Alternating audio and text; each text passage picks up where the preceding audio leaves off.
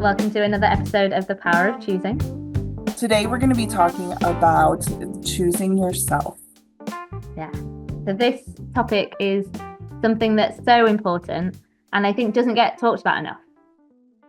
Not really, no. It's polar opposite for people to be given permission to choose themselves. And so just letting our listeners know this topic came about because my husband had gone away on a trip and I was sharing with Claire all about how I was super excited to have the house to myself.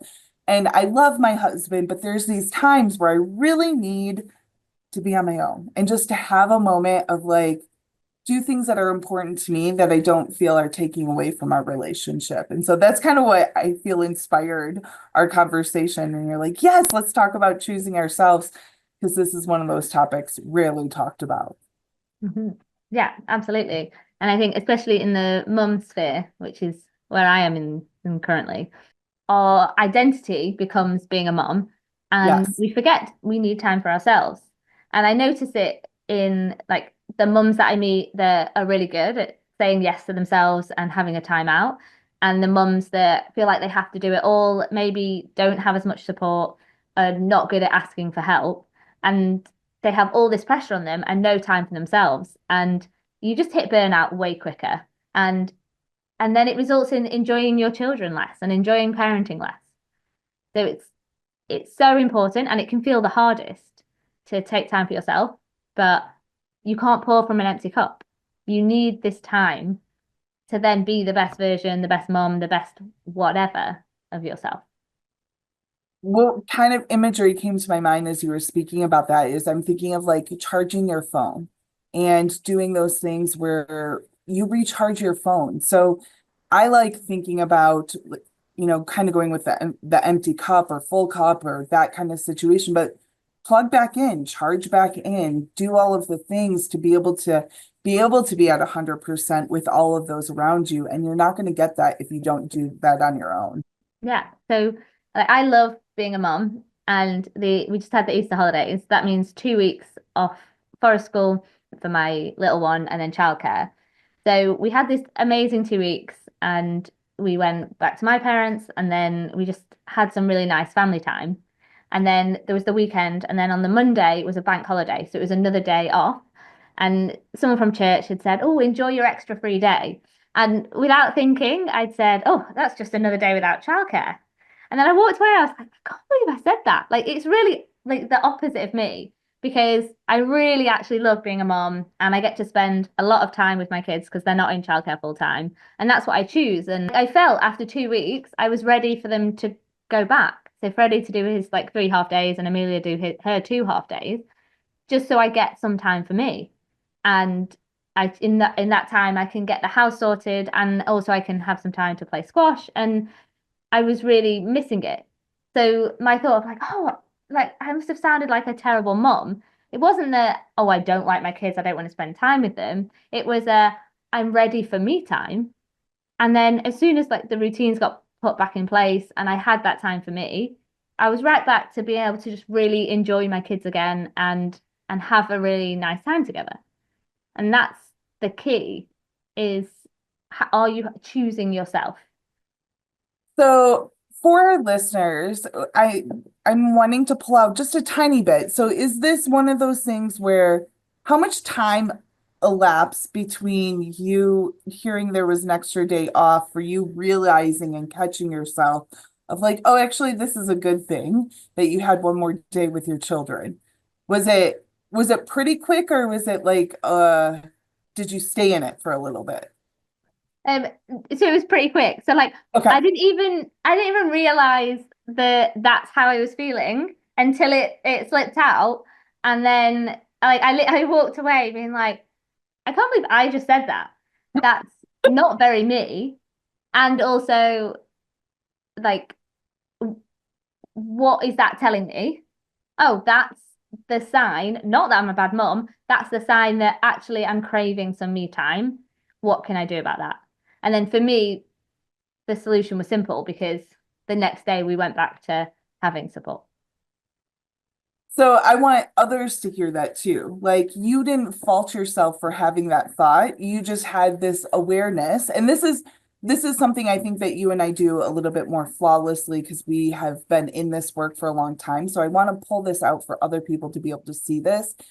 Were able to see that's not something I normally say. I love spending time with my children. And so that was your indication of like, oh, there's Mm. something more and deeper here. And in that, we're able to see like what you needed there. So I want to pull that Mm. out because I think it's such a minute but huge thing in the sense that like that's what we're talking about. Is like you thought something, it didn't mean that that was exactly what was present or true. It was just a knee-jerk reaction in a way.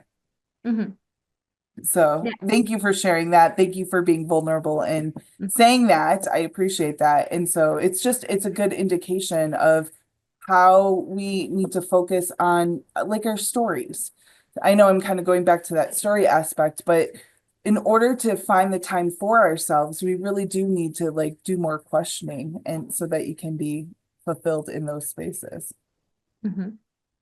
Yeah, absolutely. The message that's really important for the listeners for me to get across is that you are important. I think as someone that cares so deeply, which you end up doing as a mom, and in our kind of world where we're dedicating our lives to help people see things differently and to help change lives, that becomes who we are, and it can really easily just become all about other people. Mhm. And it's knowing that yes, you're here, your purpose is to serve others, and you're also important. Well, even saying that, and what I'm hearing there too is like it's important to service ourselves in the sense in order to be able to give freely to others and be of service. So whether it's being a parent, whether it's being in the industry and being a service-based industry, you do need to feed in, kind of going back to that cup, filling that cup back up rather than depleting the cup where you can't give any water to anybody else. So it is really important to like give yourself and service yourself as well as servicing other people. Yeah. And it can feel wrong and it can It, feel, especially as women as well. I'm going to say that, like, yes. we're taught to be here for others. And Yes. that's can sometimes be tied up with our worth. So if I'm Hmm. not helping people, then who am I? And Hmm. it can lead to this like place where you just keep helping, you don't stop, and then it's burnout. It's you're forced to rest because your body keeps score. Your body is if it's telling you you need to rest, then you have to listen to it or it will make you. Exactly. And so that is where you do need to give yourself that attention before you hit burnout, or when you do hit the burnout, be like, my body needs this, rather than thinking all of the thoughts that can go in a really bad spiral really, really quick. Hmm. And I'm thinking of a client that I had, and she was a service-based industry, and she also was a mother. She also had her husband, and her mom was moving back into town. And so she had a lot of things that she had a lot of buckets going there. She had her Hmm. business, she had her family, she had her mom, she had siblings, all of the things. And so how do I juggle this? How do I find myself as a part of the equation and make sure Mm. that I'm nourished and I'm taken care of so I can take care of all of these different things? Because anytime someone moves, there's a massive, especially across cities, not even just within the city, but like states, all of those things. Well, states to me being here in the US, moving across and being in a place where new friendships need to be developed. And so she had that pressure going on for her that her mom was coming back and she didn't have the support system. So now she's the support system. So how does she find support for herself first so that she can give that over to her mom rather than getting depleted, getting burnt out, and having those kind of conversations? Yeah, and that's a like it can seem selfish at the face of it, but it's actually a how do I fill myself up so then I can be there in the way that I want for others. Yes. So it's actually what is necessary for you to show up in the world as you want. Yes. I work with a structure too, where there's compassion. And if you don't focus on the compassion portion, or if like you don't give it and nurture into yourself, you quickly drop into lower levels of consciousness, which it meaning like, why doesn't anyone care about me? Why doesn't this happen? And all of these things, like, can't believe no one cares about me. And that's what happens when like you don't give that compassion to yourself first, is when you're overextending yourself, giving to others without actually giving to self. Then you drop into that lower level of conscious of like, no one cares about me. And so that is how you need to fill the cup back up so you can stay in a place of really getting in, filling yourself back up. I said that again. It's so important. It Um, is. What are some of the key things that you do to nourish yourself so that you can fully be invested in other areas of your life? so for me, it's really important that I have my like things that are for me. So I am really lucky that I've gone on this journey because I can pinpoint what it is I need, what it is that I like to do.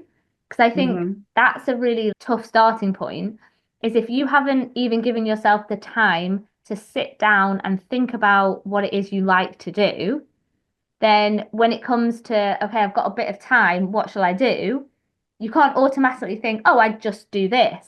If it was you, it's like, oh, I could do a puzzle. Or for me, I could go for a walk in nature. We have things that fill us up. And Hmm. I don't need to think, I have this time, I'll do some scrapbooking because I love that. Or I'll do whatever it is. And if you haven't even sat down to think, then it's, oh, what do I do? I've got this time. Oh, I'm wasting it. I don't know. Oh, I'll just clean the living room, or I'll just put a wash on. And then it's really easy to just do things that serve other people if you haven't made that first step.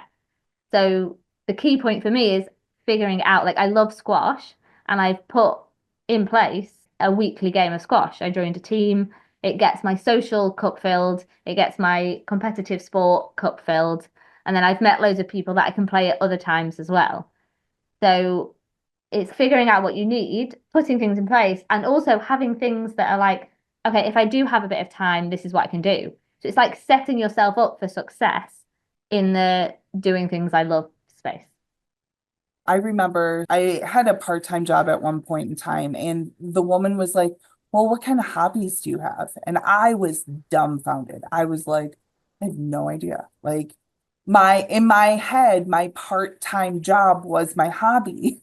Hmm. And it's like, that's not the case anymore. And that's how I used to function, in the sense that always keeping myself busy, always doing for others.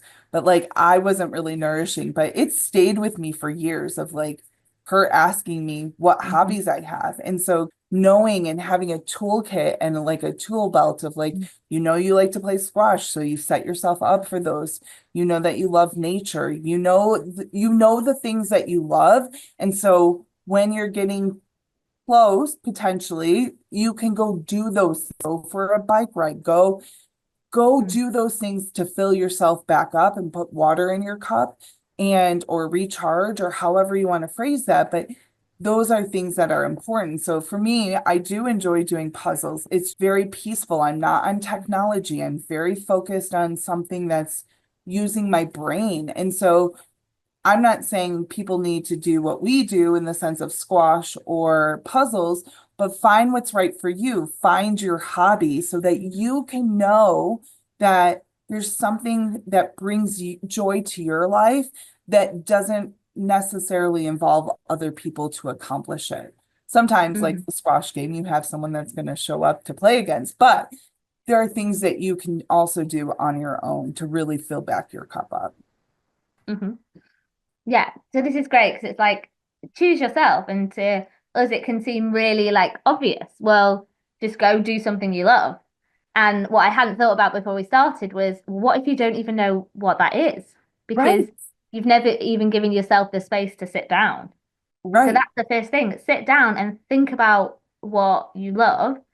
And if that's hard, think about what you used to love as a child.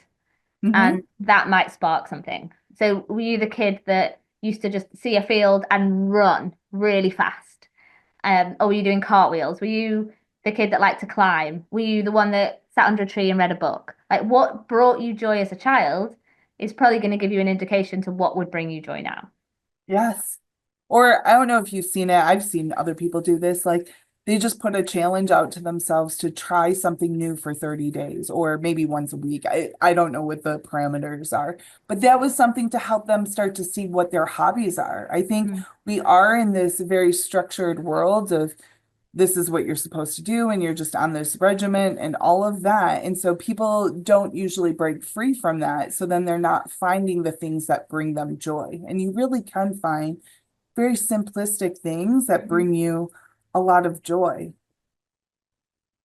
Yeah. And that's the key, isn't it? Choosing yourself means adding more joy into your life. Mhm. And then that radiates out to everyone else.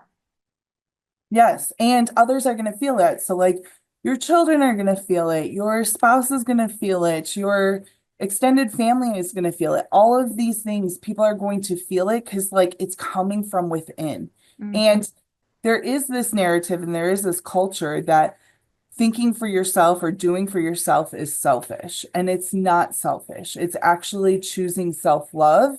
And there are things that you can do that are selfish, but that's a whole different other topic. But most times people are actually not selfish. And we really need to give ourselves and infuse ourselves with self-love and self-care because it's vital to be able to know that we are taken care of and we are responsible for taking care of ourselves.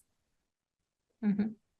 Yeah. And we deserve it because We we are do. like awesome, unique human beings that have needs and deserve to be happy and enjoy life. What do you want our listeners to take away from our episode? To choose themselves and whatever that means to them right now. So if it's okay, I need to figure out what that means, what I like. The first step is sitting down and figuring that out and then really knowing that you deserve it. Mhm. Do you have anything to add? For me, it just, you are important. And it's important for you to be able to nurture what is necessary for you and really have an abundant life. And that comes through nurturing oneself. Hmm. Thank you for coming to our episode of The Power of Choosing. Today's topic was choosing yourself.